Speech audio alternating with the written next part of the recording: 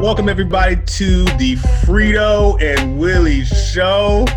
We are back for another one. Willie, what it do, man? What it do? Hey man, it's another beautiful day in hip hop land, and I'm especially excited. I'm always excited, but I am especially excited about this topic today because we're kicking off a new thing right now. So we're really excited to bring this to the viewers. Most definitely. And what the viewers don't know, well, they probably do because they read the title, is that we're going to be looking at the Wu Chronicles or the Wu-Tang An American Saga, pardon me. You know, we're going to be doing a bit of a review on it, checking things out, giving our thoughts, opinions, and stuff like that. But before we get into it, you know we got to start off with what we've been listening to for the week. All right, man. So for the Wu series, every episode is actually named after a Wu-Tang song, which has been really, really cool. And I think they borrowed that idea from the Luke Cage series on Netflix, because the Luke Cage series on Netflix, they were named after South's names of, and I know they did Gangstar. They're all after Gangstar. I don't know if they switched it for the second third season, but I know at the first season at least they were named after Gangstar songs. So this is sort of cool that they're naming it after these Wu songs, because there's a never-ending amount of Wu-Tang songs to reference. And so the first episode was named after "Can It Be All So Simple." The original version appeared on the first Wu-Tang album, Enter the 36 Chambers. And so I did revisit that, and honestly, you got Ray and Ghost just going back and forth. And I will say this, and we're going to talk a lot about this, but Ray was initially my favorite Wu-Tang member. I just felt like on every song, he was bringing it. And I definitely think that he is one of the three, not counting RZA for his production, but I think he is one of the three MVPs of Enter the 36 Chambers. Raekwon and Deck, we'll talk a lot about that. We're just like killing almost every song. And then Ghostface is probably like at the, right after that. And so you have this song where you have Ghost and Ray going back and forth with the gritty street tales. And it was just, the way it even started off on the island, AK Shallon, niggas wildin', gunshots thrown, the phone dialing. You see it, like, they've already said this introduction. Raekwon, some people can make those first lines of a song, and we'll talk about Deck. I'm sure we'll talk about Deck's ability to drop first liners too, but like Ray during that time was just, the first couple lines of all his verses were almost always just super crazy. And so that's what I was bumping, man. And I'll try to see, can I reference more of the lyrics throughout this episode. How about you, man? What you been bumping? Better, for me, as you know, I wasn't bumping Wu-Tang this week, even though we were going to review this Wu-Tang series. Went to TikTok land, as usual. Okay. And I was introduced to this female rap artist, I would say rapper singer, called Chika. I don't know if Chika or Chika, Chika. Chika. Okay, I'm gonna look into this. Okay, cool. Yeah, so on TikTok, they gave a minute of her Tiny Desk concert series that she did. Okay. And man, it was a breath of fresh air, dude. Awesome. Like, okay. I heard the song called Industry Games. She had her band behind her. She was rapping. She was singing. It was a nice vibe. It was chill. She had some bars. It was just kind of, I don't want to step on those toes, but it was just Lauryn Hill light almost, dude. I am as soon as we finish recording for the day, I'm going to check this out. Like I am constantly looking for FemCs, and this is really great news.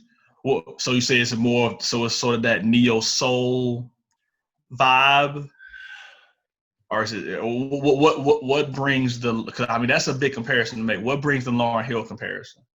You know what? It's just the rapper singer, Okay. the voice of just having a real nice voice to compare both the rap and singing together. It just goes down easy, just like a nice cognac. Okay. It just goes down smooth. You know? Okay. Now, granted, I don't drink, but I can I, imagine. I really was about to go there. I was like, are you sipping yak now? Have you? You know what I'm saying? That's what I can imagine, that it goes down smooth. You know, like when you just hear something for the first time, and it's just like, Okay. oh, Yeah. really? Man. Yeah, dude. And then too, she just has a lot of charisma. Because I was listening to her Tiny Desk concert series presented by NPR, Yeah. and she was just bantering with the crowd. She's a real likable person. She's from Alabama. I think it was Montgomery. Oh, I'm already in now. You don't see. Oh, she's from Bama. Oh yeah. This getting bumped as soon as I log out. You know, I do not hide my Southern bias. Oh, she's from Alabama? Yeah, man. Let's Yeah. go. So you're gonna like her, man. You are I'm definitely. excited. I'm excited.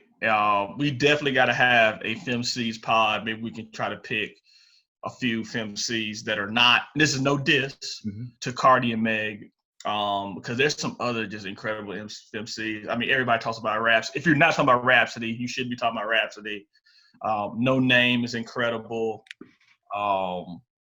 Man, Tink. I thought Tink was going to be the next Lauryn Hill out of Chicago. She had, Lauryn Hill had Wyclef, Yeah. and Tink had Timbaland, and so I just thought it was going to happen. And maybe it is happening. Maybe I'm not on my game. So let's I think that would be a great future pod to do where we spotlight some incredible films. Because I'm sure you do too.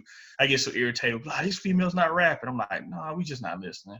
And so yeah. But see, the thing is too, that brings it to the mindset. Are they really being brought to the forefront?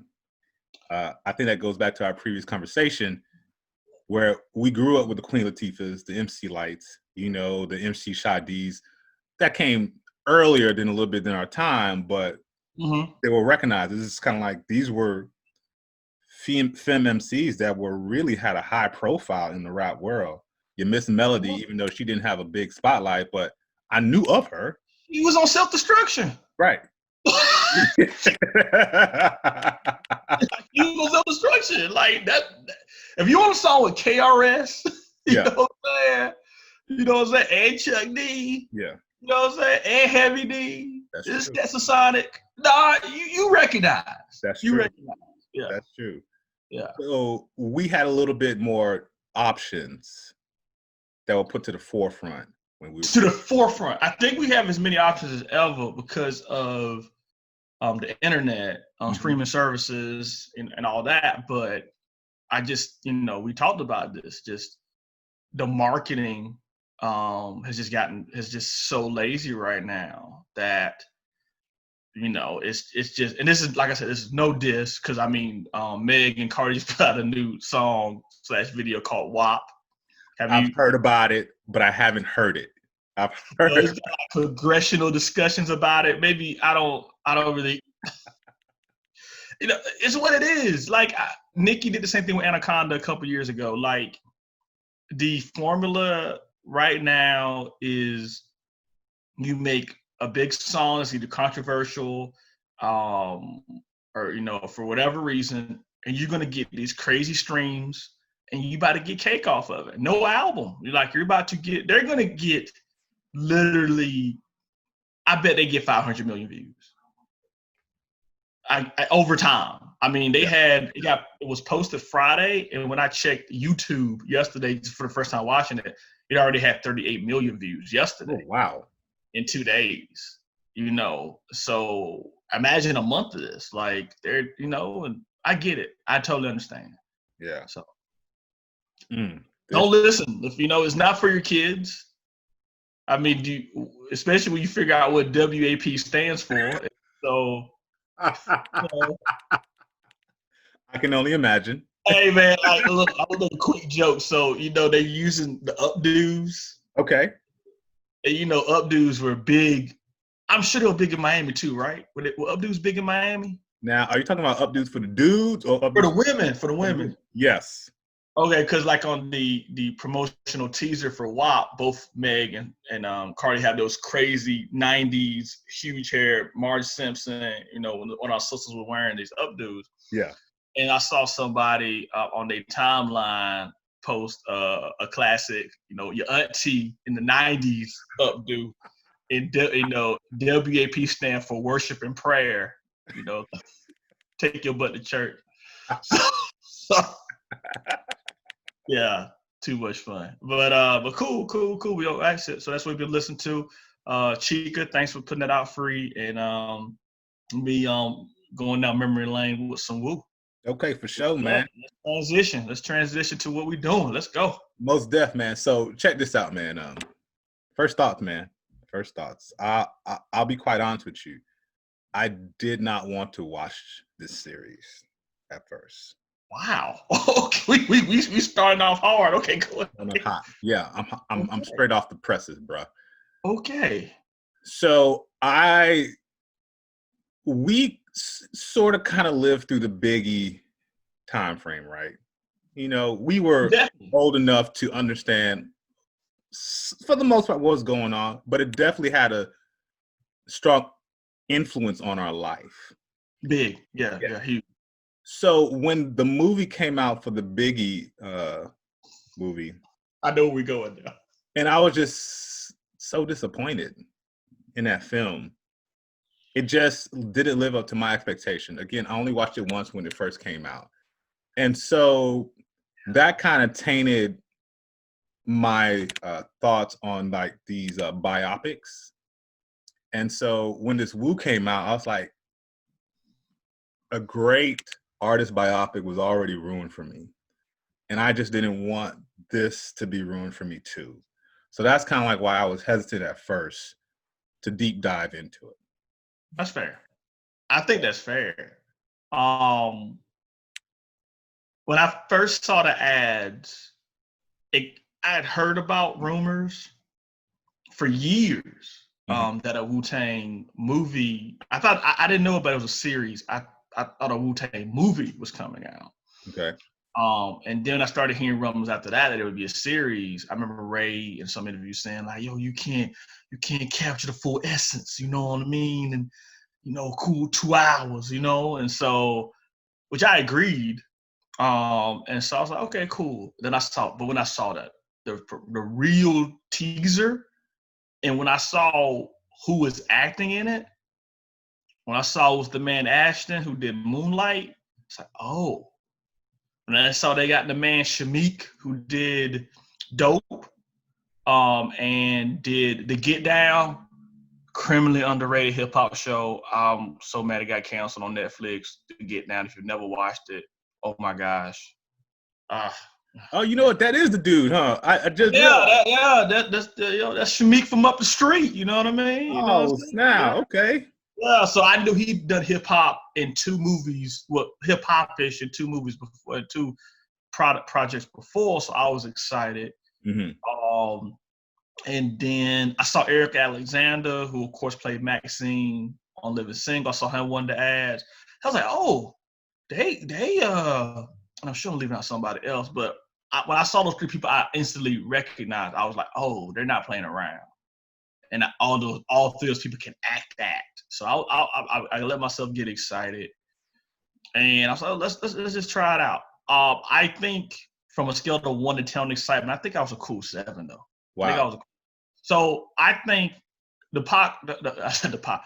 The Biggie movie was very by the books and looked like a really good Lifetime movie. That's what it felt like to me. But the Pac movie was god awful. But we cannot leave out one movie that was incredible. What's That's that? the NWA movie. The who? The NWA movie. You know what? True. Straight Outta Compton was. True. We thought they should have got some Oscar noms after that. Like I remember being in a movie theater like, this is how you do it. This is it. Mm-hmm. This is it. You know. So those were my hopes. I got you. So I went into it pretty excited. See, that's good, man. You saw some ads, but I'll be honest with you. I probably saw one ad ever for the Wu Saga series, man. The YouTube algorithm. It kept showing up in my YouTube algorithm for some reason. Really? Yeah, it would constantly, even when I before I started paying for YouTube for real. You know, like I don't get the ads, but that was almost. It kept being the little promotional thing that came up in my algorithm. So probably because I've listened to a whole bunch of Wu-Tang New York hip hop. So that's when I first saw it was through YouTube. And then I started seeing it through, Zuckerberg peeking through your window. I started getting ads on Facebook. So, but no, I don't remember any TV ads. Mm-hmm. I just remember through my internet use. Okay. I got you. So now that we finally have delved into it, the reasons, kind of like our excitement to it. Episode 1. Let's go, man. Can it be that it was all so simple then? Yeah. Go ahead and take the floor, my friend. What are your initial thoughts? So I want to ask you a question. Sure. So the first couple minutes, mm-hmm. and we don't have to do every episode where we do like a real chronological recap, but since it's the first episode, I think it's very important. You get obviously this guy in a basement making beats. Yes. That's RZA. We know that's Resurrector. Right. He wasn't calling himself the RZA yet, of course, but that's the RZA. But then you see, this guy in a I don't know what type of car it was. Definitely was not the Green Land that he always rapped about in later songs, but they're in this SUV, guy riding passenger seat, pulls up on project window and starts shooting. So the intended target, very obvious who that is, and that's Dennis Coles, aka Tone Starks, aka the Ghostface Killer, because I saw these two kids that who are confined to wheelchairs, and if you know anything about Ghostface, brothers with muscular dystrophy, you know what I mean? Like that from. So I'm like, oh, that's Ghost. I know that's Ghost. Who's this guy shooting up his apartment? Time out. You just made the light bulb go off. I don't know why I totally missed that, dude. And Iron Man and everything. He was talking about Iron Man with his hold up. Yes, he was. Yes. A full disclaimer to folks out here: we will be spoiling these episodes. So if you have not watched, Yes. If you have not seen the series yet, you may want to check it out before you delve into it, or if you don't care, that's your thing. Yeah, that's your MO. But don't hit us in the comments like, man, this came out last year, bro. But needless to say, though, he was talking about Iron Man, and I don't know why it did not dawn on me. That's Ghostface. Yes. That's Ghostface. That makes sense. Yeah. Yes. Yeah. The comic books, with Iron Man, and but the two kids in the wheelchairs definitely was like, oh, that's Tone. That's Tone Stark. Okay. And he shoots up.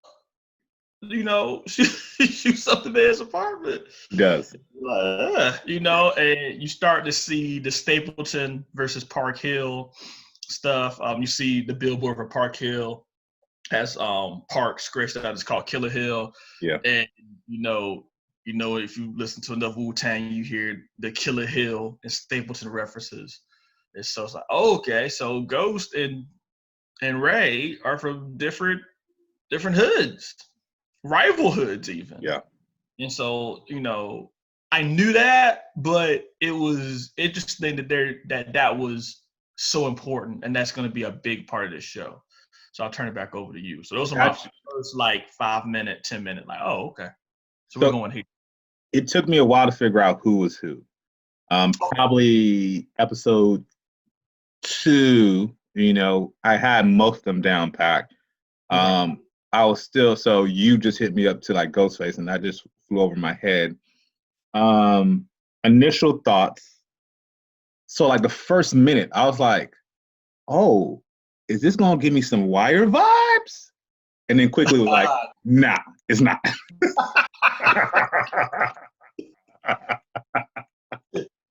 Yeah, nothing's the Wire. Nothing's the Wire. Great casting for Power. Yeah. For Power. Yo, and so great casting for him. Yeah. So I love it. Part of me is thinking is this going to be a RZA story? Is RZA the central figurehead? Now, granted, he is, I think, the executive producer. Yes, he is.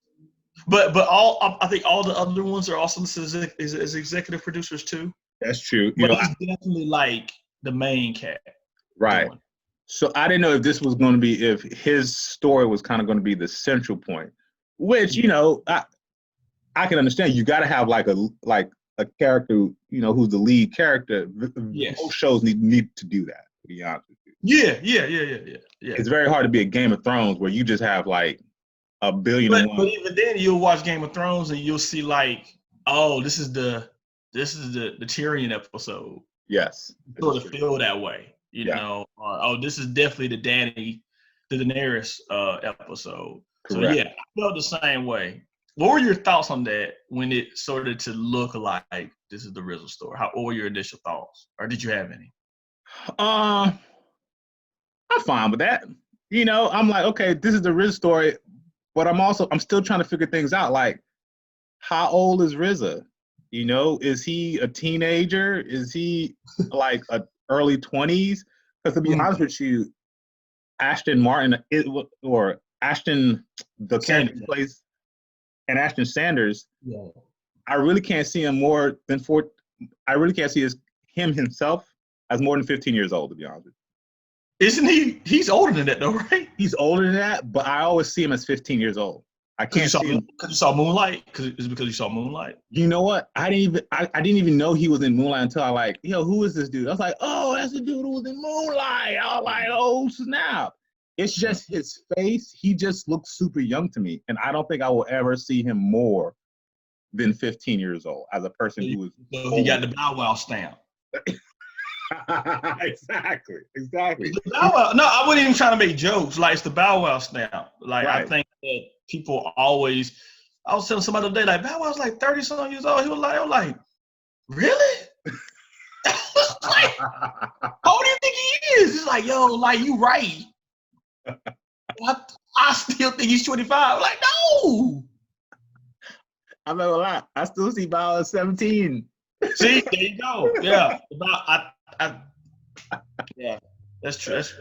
That's rough. But yeah. Oh my gosh. So it's just what time frame are we talking about here? How old are these characters? I'm still trying to understand that. Okay. That's fair. So that's the thing about Bobby here that I'm trying to get to. So. Okay. So one thing I got excited about is that, because I'm still Raekwon really just shoot up Ghostface. I'm still on that. And then you see that RZA has a relationship with both parties. Yes. Very early. So you see that he's this hub. We talked about hubs a couple episodes ago, but he's a hub. And I just got to put this out there. Ray is super foul. I know he's calling himself Shaw, but so that's another thing. Look, if you're watching the show, I am not going to be calling. I'm probably going to be calling people their rap names. So I know that RZA is Bobby, and I know that D-Love or Dennis is Ghostface, I'm probably going to be saying the rap name. So Ray asked RZA to stash the Tech 9 that he tried. And you understand now, he doesn't know if Dennis, his brothers, his mothers, anybody could have been in that apartment is dead. And he asked, can you stash this gun I killed your friend with? I'm gonna tell you something, Frito. You my dog. You my dog. But if you came to me and said, hey man, I need you to stash this gun, I guess he never said it though. He never said, no, you're right. Let me back up. Mm-hmm. He never said what the gun was for. Right. RZA figured that out later. But so let's change the story. If you told me to stash a gun and somehow you convinced me to do it, then I find out the next morning that you used that gun to shoot up one of my other friends. We're not cool anymore. But see, check it though. When Bobby touched the gun, he knew it. He said it was hot. But he didn't know it was for. He didn't know what he used it for, though, right? No, he didn't know what he used it for, but he know he used it.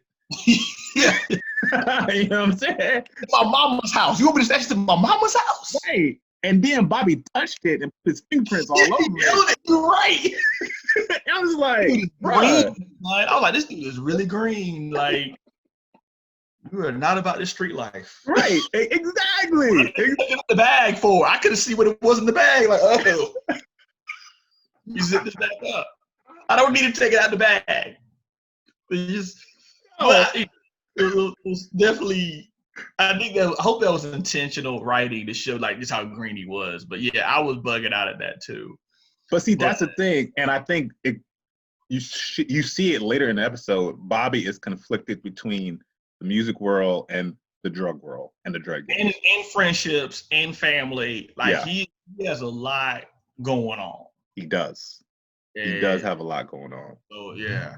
And I think it goes into some of the story because during the chess scene with the old dude, you know what I'm saying? Yeah.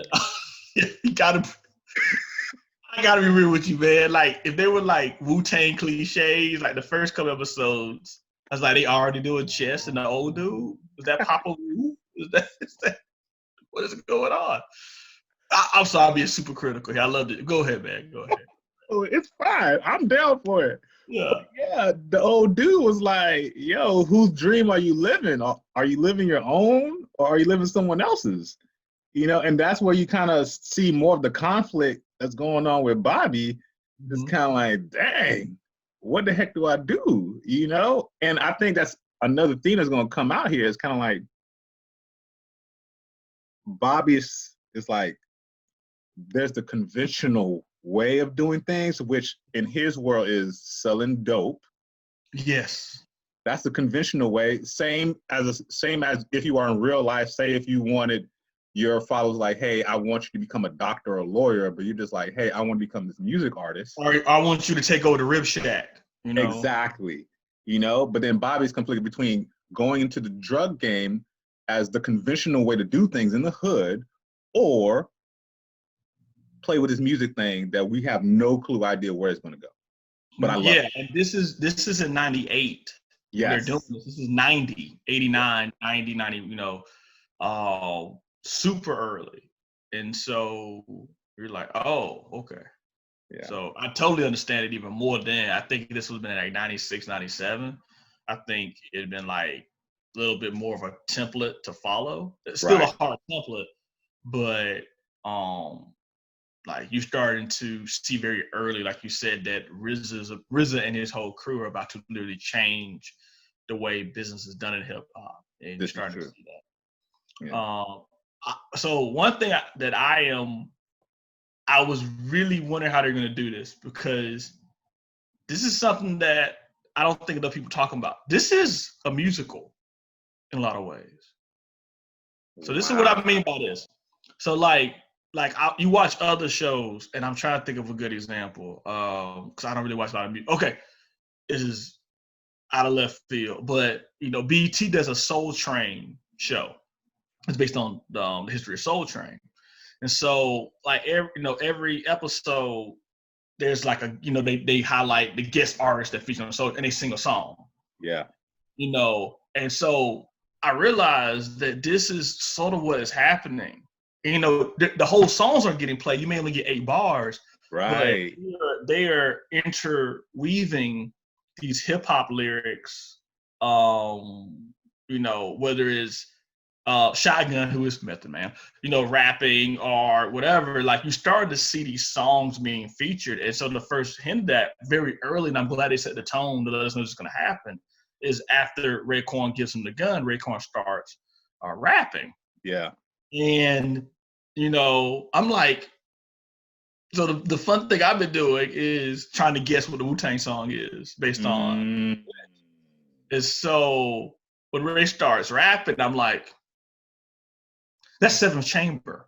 You know what I'm saying? And like, wow. And so Ray, and so at first, I did have to pause it because at first I was like, oh, they're showing some early Ray freestyles or maybe somebody did for the show. But I'm like, no, I know that verse. And I definitely know it's recent and it was post the start of Wu-Tang because what does Ray say? We usually take on niggas' garments, you know what I'm saying, in the rhyme. Yeah. And of course, that is an acronym for Wu-Tang. And so so it was like, okay, we're getting into it. And so I really enjoyed that. You know what? You're right. It is a musical because of that.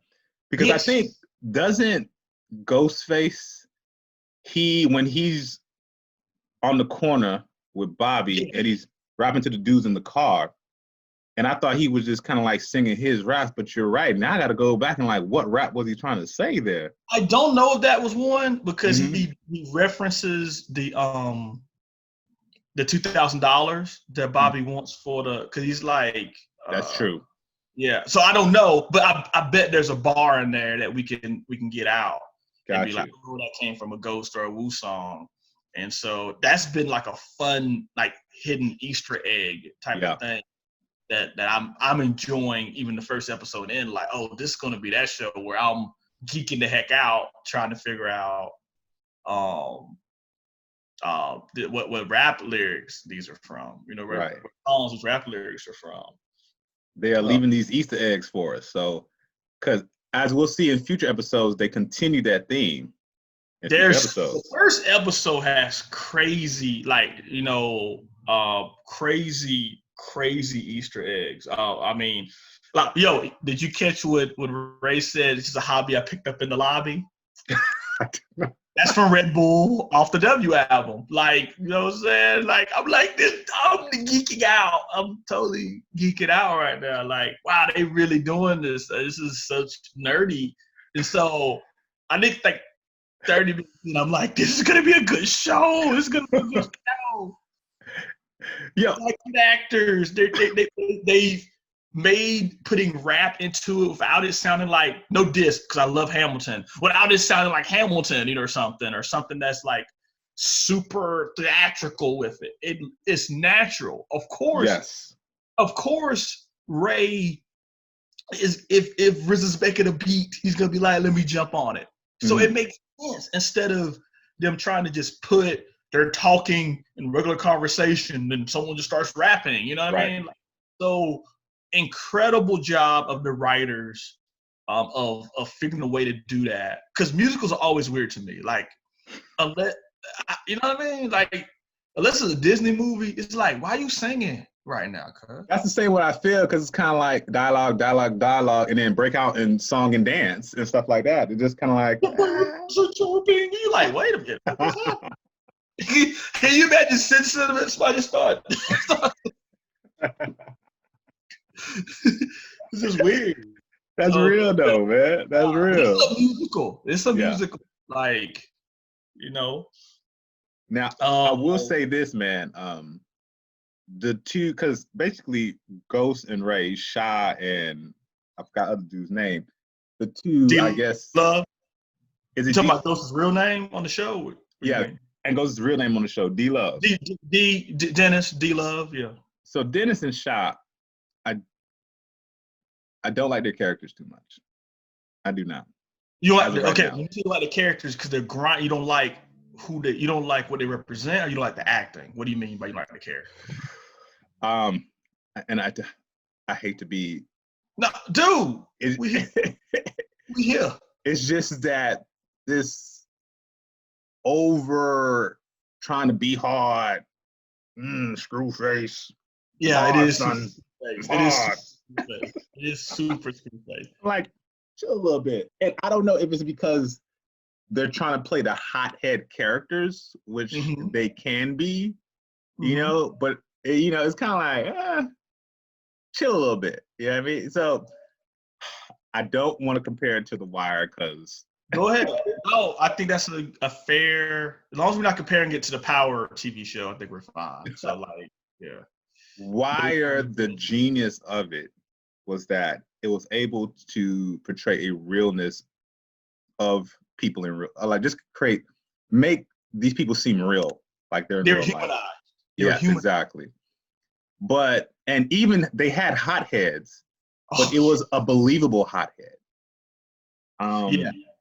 At times, I feel like you're trying to play a hothead, but I'm not really feeling it. You know, and that's just me personally. And I don't know what they're going for. Maybe it's because both of those people are trying to be people that they're not. I don't know if that's what the character is calling for, and that's why they're doing that. You know, because as you can see, Shy, I don't think really is, we get a sense. I don't think he's really built for. He's built more for the drug game than Bobby, but he's still not built for it. That's the vibe I get. You know. So I don't know if it's because he's trying to like, he has his own internal battles that he's dealing with. He's sleeping on the roof, cuz. He is sleeping on the roof. Times are hard for him. In New York. You can sleep on the roof. No, I'm not. I'm making jokes here. I'm not trying to make fun of homelessness. You know me. But yeah, sleeping on the roof in Miami, not hurricane season, of course. It's different than sleeping on the roof in Staten Island. Yes, that's a whole different situation. Bro, So bone chilling comes to mind. Yeah, I don't even want to know that level of cold. Yeah, you know, there ain't enough sleeping bags out there in the world that can keep me warm. And the sleeping bags, he had the Utz chips. You know, he had the chips. Shout out to Utz chips, first of all. Yo, Utz chips, yo, the crab flavor. If you ever had the crab flavor of Utz, life changing, bro. Yo, now I was getting too much weight. I haven't had any this year. Trying to get right. So as you know, my name is Frito, but Utz chips, boy, they be hitting, and they got the many different flavors. I'm more of a plain guy and a honey barbecue guy myself. But man, those chips I can destroy a whole bag in one sitting. Oh, don't say, yo, I can't. I had to put it down, bro. I had to put it down. It's funny that you talked about the characters, and I will admit, so this is me. Like I'm like, this is how all New York cats act to me when I first meet them. like I felt Power was super hard, like the character Power. Yes. Like it was just like, oh, we really finna shoot this dude. Like, and then the next day, like, I want him in the ground. I'm like, what is going? What did he do to you? Oh, right. He's selling drugs in a different project. Like it's like, wow, like this is, this is competitive. And so you see, but it's funny that Power. So it's so great you brought the wires, man. It's crazy how the natural conversations happen.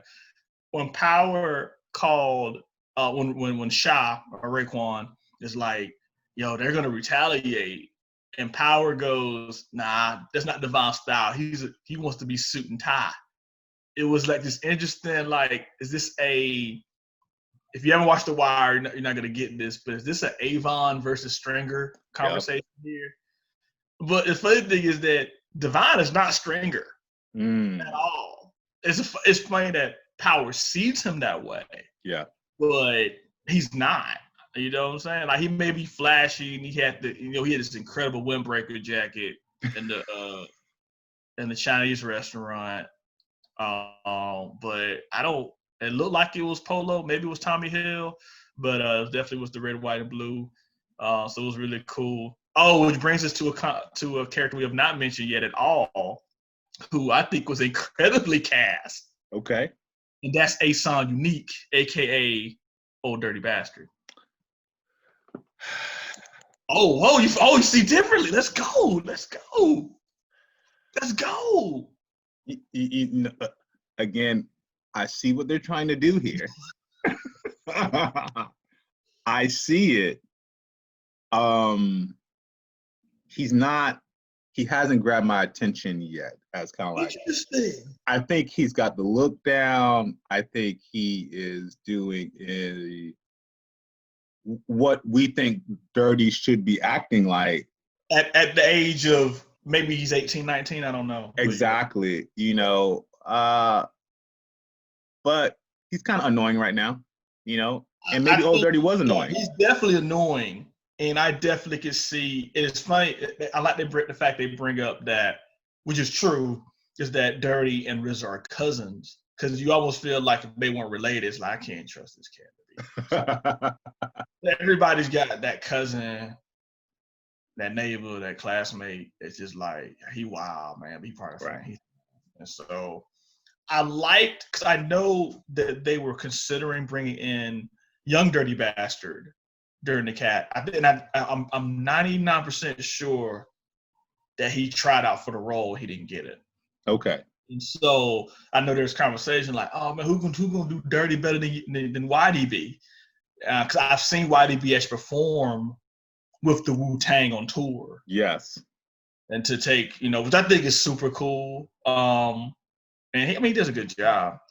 So I was like, hey, who's this cat? And then to see this cat who did bring to mind what I think a 17-year-old, 19-year-old Old Dirty would act like. Correct. So I was like, I'm okay with it. He was funny, but yeah, very annoying. But I definitely could see that's how he probably was. Because I don't think you just turn into Old Dirty Bastard overnight. Like that takes some years of being that dirty. Yeah. I would agree with that. And that's probably what they were going for here. It's just him just being that annoying sidekick who, like, you know what, we just keeping him around. Definitely comedy relief in the show. He's definitely comedy relief. Agreed. And he drops a woo line when he's talking to the cashier at the Statue of Liberty when he calls it the Chocolate Deluxe. And of course, that's from the incredible Raekwon song "Ice Cream." Yep. And then this transition to, we meet another character at Statue of Liberty, Mr. Clifford. Who of course is Shotgun, who will later be called Tikal, aka Method Man. And they got Dave East, who was a very, I consider him popular, especially for underground artists, popular New York artist. Yeah. And so I am okay with him as Method Man, first episode. Great casting right there. Great casting on that part. Like when I saw him, I knew who he was, and I felt like he captured Method Man's essence, dude. Like I'm not here for the bullshit. Like that's literally what I got from him. Like I'm trying to do my job. You know what I'm saying? Really seem like the kind of cat you can hang out with. And I like when he said, like, I'm good in any hood, because of course Method Man's originally from Long Island. And so he relocated to Staten later. So it was cool that he sort of hinted at that. Like, I'm good in any hood. Like, I'm not good for this neighborhood bullshit, because I'm not really a part of it. And so it was cool. Yeah. I do like his character. So they came out swinging with that one. Yeah. I also like Divine's character as well. Okay. I'm probably going to hate him as the series goes on. Mm-hmm. But yes, very good casting. Yes. And he definitely brought to mind that older brother, little brother thing. It didn't seem stretched. And if you've ever seen interviews with Divine, like, the dude's doing a pretty good job. So I gotta check it out. I'll Yeah, say this: he is definitely bringing the father figure role into the mix very well with yeah, Bobby, telling him he needs to step up to be a man. He basically is that um, figure in his life, in Bobby's yeah, life, you know? yeah. And so he is really telling that story very well. So I really like that mix between him and Bobby. And it felt realistic, to be I honest with you. agree. We definitely have seen these relationships in our neighborhood. Maybe they weren't selling drugs, but I definitely have seen this type of relationship where there's no real father figure around. You have this older sibling who is like, this is on us to make these things work.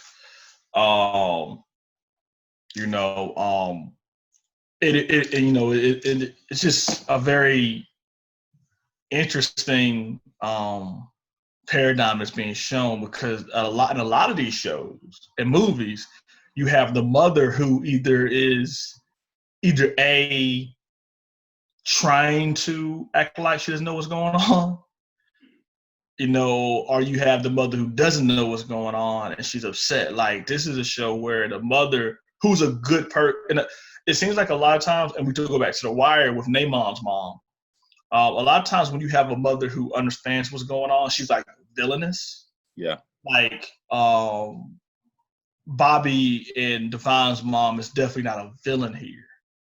You know what I mean? Like, she's hardworking. She goes to a job every day, gets mistreated, racism, misogyny, and everything that goes along with that. But it's like these are our options right now. Yeah. Like I don't want to live in Killer Hill. I don't want to live in Stapleton. Yeah. They got a house. They got a whole house, which is, it seems like it's sort of like, one of those, you know what I mean? With the neighborhoods, it's like on the outskirts of the hood. Right. Like a safe, neutral ground situation, which explains why RZA and, not RZA, why Ghost and Ray feel comfortable coming by there, shotgun as well, because, you're not in the middle of all this mess. And so it's interesting to see the sacrifices that she has accepted for her kids and herself, just to have some type of state of normalcy. So, right. So I know that's not. It's just interesting to see that because I think that is a very realistic look of some of the way these parents, mothers justify, doing illegal activity. Because like, I don't want to live in the projects. I don't want to live in Stapleton or Killer Hill. So. Yeah. So Diana and I, we have a child, and raising one kid is already hard enough. And I always think to myself, how in the world could I raise a kid by myself? And so you think she has 4 kids? And she's working a job where she sometimes works double shifts. The whole German Shepherd. You know what I'm saying? And so first you think man, how could she let this go on? Yeah. But having a child, I can easily see how if she's just trying to focus just on keeping food on the table and the bills going and working, I can kind of see how this can be let go, Yeah. For the most part. Yeah. Yeah. So it's because I'll be real with you, I do get tired, even though I know this is, I don't know how accurate it is, but I do grow tired of the African American stories which focus on drug dealing and violence. Like, I'll be honest with you, like, man, we got so many. I love The Wire, but it's just like, man, we got The Wire, we got Snowfall, we got Power, and I can name a whole Empire even, like, and so you sort of get tired of, and I heard there's another one coming out, someone explained to me, there's, yeah. So it's like, either we get civil rights type stuff, which is dope, or you get this type of stuff, or you get slave stuff, you know what I mean? And so it does get tired, to be honest with you. That's why I love Atlanta so much, the Yeah. show. Even though there's Riddle in there too. You know what I mean? So, but I do like this is a different look at it. And it's realistic. I mean, this is how they came up. So I don't think they're stretching it too much. Let me see. Let's go into. So we have talked about. So I think what the big. But besides the shooting thing, I think a very big turning point is when Bobby goes to the record store and sees the SP 1200. Yeah. That was a big turning point, and sort of like, oh, and it goes into the chess player thing, or are you living for other people, or are you living for yourself? The SP 1200 have been like 2Gs and like 89, 90 was cool. I mean, that's probably like what $8,000 now, and like, you know, probably in today's money or something close to it, definitely in the 5,000 category. So like the fact he sees, he's like, oh man, I gotta get that. And you know, he samples, you know, the song for the sample that he's playing is for the Ghostface Killer song Buck 50 off Supreme Clientele. Yeah. So that's That one of was my hot. favorite beats. And so like even that, like that musical stuff, like it's just continuously going on through this show. You may not, you know, I can see someone not paying attention to it. But Right. there's all these little hints happening. You know, so it was a cool, you know, very cool first episode, and of course Devon getting locked up at the end of the episode. Most definitely. And so that's also too where the episode kind of had some bright spots for me here and there, but at that turning point where it's like, oh snap, jammed up like that. First episode. Yeah. So that's kind of like where I was like, it drew me in even more once that happened. Okay. I was like the turning point. I was like, okay, what's gonna happen now? You know what I'm saying? Yeah. And so that catapulted me into the second episode. It's like, all right, let's go see what happens. Probably was by design, but I enjoyed that. The first episode, I mean, anybody would tell you that pilot episode is huge, and you know, the way a lot of pilots work is that this is what gets shown, probably a dumbed down version without the sets and everything, but this a lot of times this is what gets shown, and if you know, it's Hulu, so it was already the contract was already bought, but we hear about episodes and shows all the time that the pilot hits television, and if it doesn't hit a certain ratings, like you just don't see that episode, you just don't see the show anymore. Right. And so yeah. I liked it because it did leave on a cliffhanger, but it wasn't a Power Empire cliffhanger. I got you. You know what I mean? Where it's super exaggerated. It seemed realistic. Oh man, okay, we got to go to one thing I didn't like. All right. What's that? I didn't like it at all. So RZA's not there because he's caught up in his music. Okay. Ghost isn't there because he's hitting Bobby's little sister.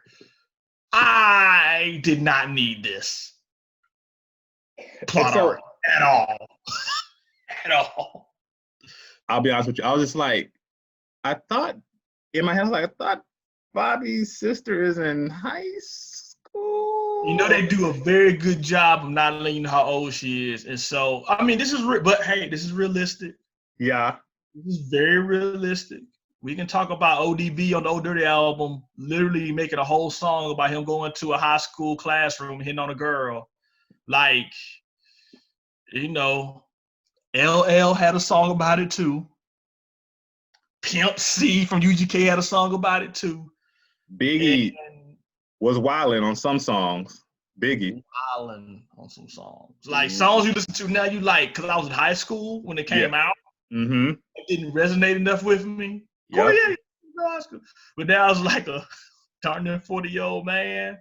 You like, whoa, Biggie who got play nieces and stuff. You be like, you wildin', homie. Yeah, I can't listen to this song anymore. This isn't funny. Right. This is like auto skip when I play the album. Like it's auto skip. Like, oh, take this off the whole playlist. So real talk, there's some songs we can talk about another pod. There's some songs that I have completely like taken off playlists because of stuff like this. Yeah. And so yeah, I mean it's realistic, but it still made me uncomfortable. Even if, and I don't think this is true. I don't think it is. I've never heard this before. It's probably something for a plot device. Because like for instance, Ghostface got way more than two brothers, than two siblings, of course. Like you can only do so much on the show. You can't have 30,000 characters. But and I know RZA has multiple sisters actually. So this is definitely just a plot device thing, but I wasn't cool with it for those reasons, and just because I was just like, how can they be having a full affair? Bobby ain't got no job. Bobby's at the house all day. How? Is she in high school? Is she got to take her little brother home every day? This logically wouldn't work.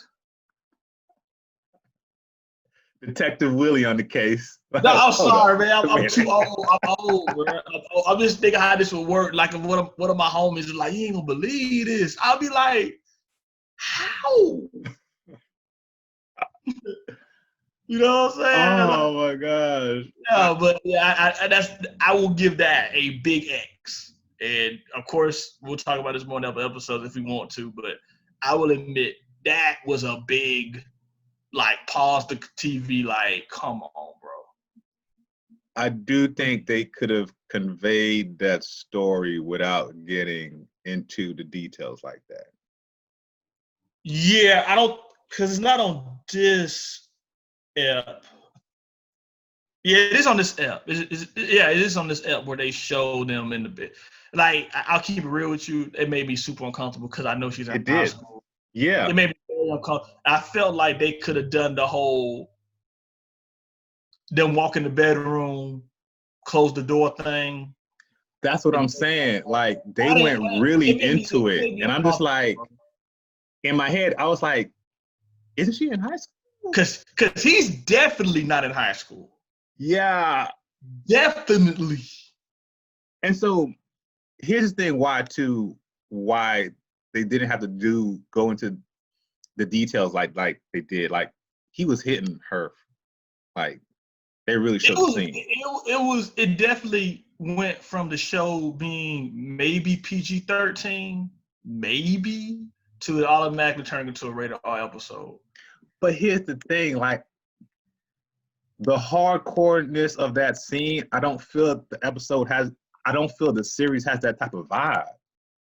Which makes me say, like, it didn't, Power, didn't need to put that. Power does that. And so it's sort of, I mean, I know no nudity was shown, but you know what I'm saying, like Power does, but it definitely felt like this soap opera element had to go in there, and almost like, man, I don't know a better way to say it, man, like soft porn element went in there. And like, it made me, it totally made me uncomfortable. And they could have done this a variety of ways that would have, you know, but I'm glad that you felt that. I felt like maybe I was just being a prude. But like, even when I watched it for the second time, I literally fast forward through that part because it didn't serve any value and it made me uncomfortable. So I was quite surprised. It made me uncomfortable, and I was quite surprised that they showed it. I was just like, because it made me second guess, like, is she not in high school, which is the reason why they're showing this? You know what I'm saying? My point is that the art that they're reflecting right now doesn't get that real for them to have shown that scene. If you're gonna be that show, but you spent 45 minutes showing us what you were gonna be, and then to go so far to the left when there wasn't any value added. Yeah, agreed. Because I'll keep it real with you. Power, I think that the sex scenes in Power, because it is that type of show, is value added. I got you. Because it's that type of show. You know what I'm saying? Like, they sold that show. You got my man Omar Harwood with his shirt off and all that. You know what I'm saying? Like, you know what I'm saying? I get it. You know, you got, you know, there's no disrespect to people's wives, but you got Lala Anthony You know what I'm saying? Like, I keep it real with you. Some cats are like, yo, man, this gonna be the episode with Lala. Take off the panties, son, you know, whatever. And like, okay, like that's what if you're watching Power, that's what you're signing up for. Yeah. So I don't have a problem with it. As long as, you know, people are respectful and all that type of stuff, you know, to the actors and actresses. But I understand. But this is gritty New York hip hop stuff. We don't need that, bro. We don't. Especially for a girl that may be of not, and I do know they're different because, man, we've made this, wow, we've totally gone left on this pod. But, you know, I promise you, they would have just done the close the door thing. I probably wouldn't have thought about it. I definitely would have been like, she's still in high school? You know, but that probably would have been enough for me. But to do the scene, it made me uncomfortable. So, I hear you. I can understand that. we got to end on a positive note, man, because I know we just took, you know, the viewers probably like, damn, man, they just screwed the Okay, MVP, man. Let's go to the MVP of the episode. MVP. It may be called something later on, but for right now, we're gonna call it MVP. That's cool. Right? Yeah. MVP. I am going to say, I'm actually not going to do a character here. I'm going to say the initial direction is the MVP. I think that the opening scenes where you automatically see that it's not even a conflict, it's a war between these two factions. You know, and then you see that Bobby is like this median, you know, this neutral ground between both of them. You see Method, and everybody was sort of brought in sort of naturally, like Method Man, Power, and even ODB, as outlandish as she was, Divine. I think that the initial direction was the MVP. I like that. Okay, cool. For me, the MVP is totally Bobby. You get a sense that he is going to be the centerpiece of the show. It's really going to be his story. I feel like as of right now, of course, things can change. As of right now, this is going to be his story. And we're going to see he's going to be the center point character where you're going to see mostly his struggle. You're going to see others struggle as well, but he's going to be driving a majority of storylines, I think, through the series. Fair. I haven't seen the whole series yet, so this is just my take on it. So shout outs to Bobby. Okay. Yeah. So who's your least valuable player or moment or whatnot? Probably has to be Shy. Character plays Raekwon. Okay. Interesting. Okay. Yeah, right now I'm just not feeling him that much. He's just like that annoying mosquito that just keep flying around and you can't kill it. You just like, he gonna show up to my house with. Okay, yeah, I'm with you. You know, that makes so sense. that would probably be. I ain't gonna lie, he was a very close running with Dennis. So yeah, it was one of them two. I just don't like those guys. I know who you are, and so this makes all the sense because you don't like extra stuff. And so like real talk, like we were in school and they were like, we're not gonna shout out, you know, people, but I'm trying not to get in trouble, but there definitely was an element at Florida of the cast that really tried to be the college thugs.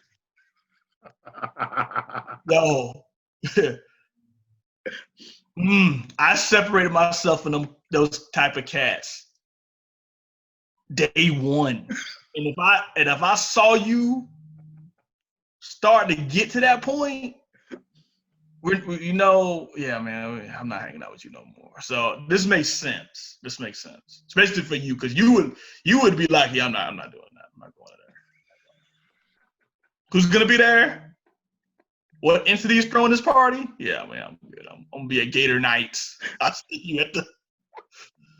you at the student union for free pancakes on Friday, Willie. We're safe. Yo, we are the no drama crew. Like the two of us. We not about the like we party, we have fun, we crunk, but like, nah, buddy. Yo, man, who's your least favorite? So other than what we just talked about,